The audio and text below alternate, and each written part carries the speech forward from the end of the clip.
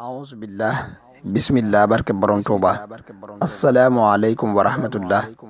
noo ngi leen di nuyu bu baax di leen ziyaara gannaaw loolu seen naafile guddik tey gi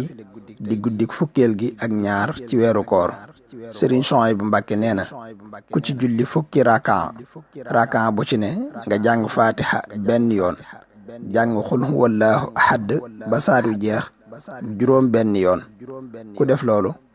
dees na ko wutal ca àjjana juróom ñetti junniy soxna te it dees na ko boole ci dëkkandoo yonente bi sallallahu taala alayhi wa sallam te it dana mel ne ku jàng téereb tawreet